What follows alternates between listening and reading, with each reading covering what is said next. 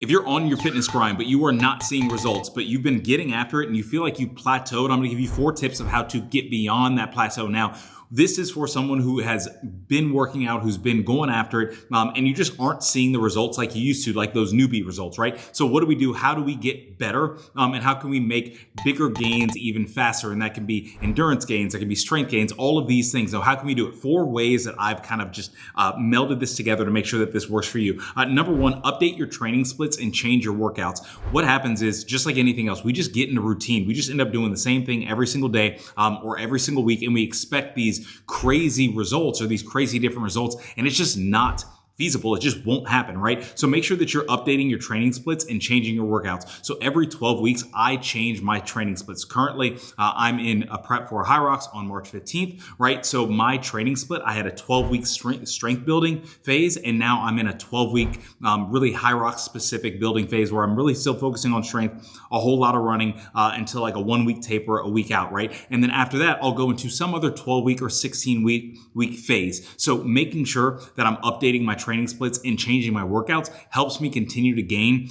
in areas that I want to get better at, whether it's running, whether it's functional training, those help me. Number 2, modify your recovery periods. Now, modifying your recovery periods can mean increasing your recovery periods if you're trying to gain strength, because you need to increase the recovery period. So when you go into your next strength set, you feel more fresh, or it can mean decreasing your recovery periods because you want to increase muscular endurance. You want to increase endurance, right? So whatever that is for you, toggle with that, right? If you're in a strength phase, increase your recovery periods, your rest periods. If you are in an endurance phase, decrease it a little bit. Try to get that heart rate up, right? So just modifying your recovery periods. You don't want every single workout to look the exact same. You don't want the tempo of every workout to look the exact same. So adjust those. Number 3, adjust nutrition timing. So if you're somebody and you're really good at nutrition, like I pride myself on being pretty good at nutrition, right? Like I'm an 80-20 rule. 80% of the time I'm locked in and I'm good to go. Like my meals are very, very similar, but there's times where I end up creeping up on weight more than I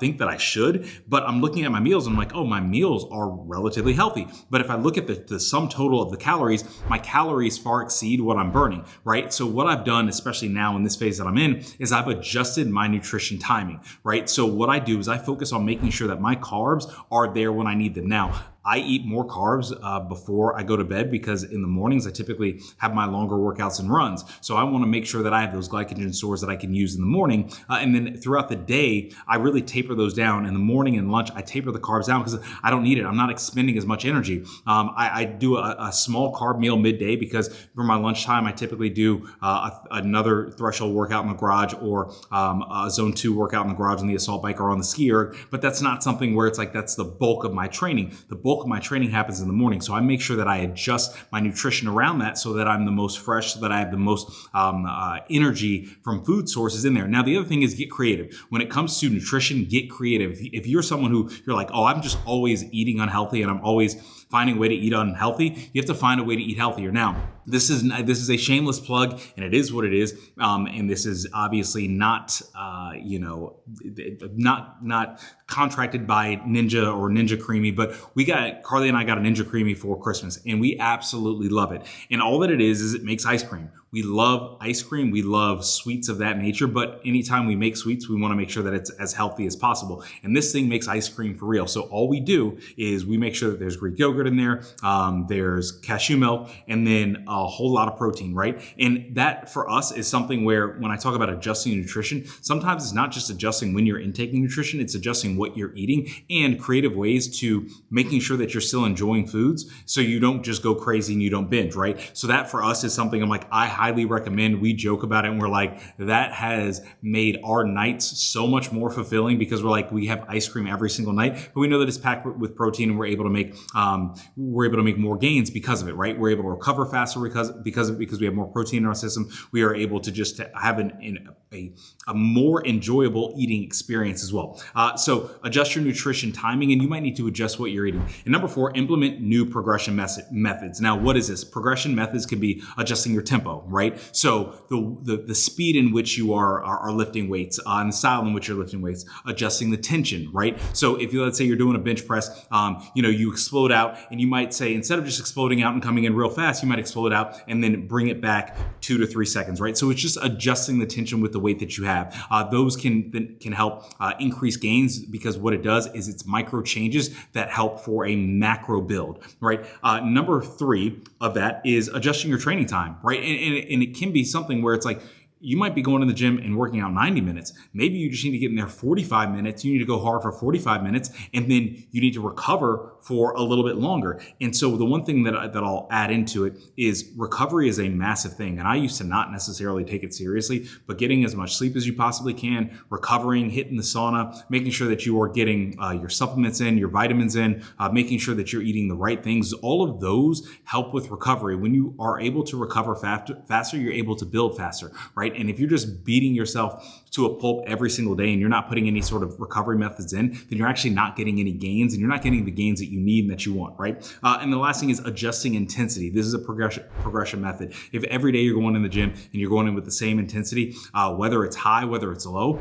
it's going to end up being stagnant, right? So just from an example of what I do, I'll give it an example of my week. So Mondays are my harder lifting days, easy cardio days, right? So I will lift legs very heavy, very intense, and then I'll run about 3 to 4 miles. And then midday on the assault bike, kind of my lunchtime, I'll do about 45 minutes of a zone 2, very slow cycle on the assault bike where I'm not breathing really heavy, right? So like my intensity with that is low. On Tuesdays and Thursdays, those are my very high intensity run days, and my second threshold workouts of the days are very high intensity when it comes to the assault bike, ski erg, right? So I have a very intense cardio base Tuesdays and Thursdays. Wednesday kind of mimics Mondays, but the focus is on upper body. And then Friday, same thing, kind of mimics Wednesday as well. And then Saturdays are my long run days. So what I'm doing is I'm adjusting intensity throughout the days instead of having every single day just about the same, and then that gets stagnant. So I do that, and like I said, every 12 weeks, my periodization changes. And so the focus changes a little bit. And it might just be a build from the previous 12 weeks, but it changes so that I still get the gain. So if you're in your 40s, if you're in the 30s and 40s, and what you're trying to do is your old routine isn't working, but you're working out and you are trying to get unstuck again. Number 1, update your training splits and change your workouts. Number 2, modify your recovery periods within your workout to fit what your goals are. If it's strength, you might need to increase the recovery time. If it's muscular endurance, you might need to decrease it and stretch yourself a little bit more. Number 3, adjust nutrition timing and also adjust nutrition tactics if you aren't eating healthy. And number 4, implement new progression methods. It might be adjusting tempo. It might be adjusting the tension. It might be adjusting your training time. It might be adjusting your intensity. And then to wrap it all up, making sure that you are recovering as well. These things, I promise you, if you do them, they will help you out. These micro things that you do over time add to the macro, and they produce macro changes. So I hope that this helped you out. If you did, like, comment, subscribe, and I will see you in the next video. Peace.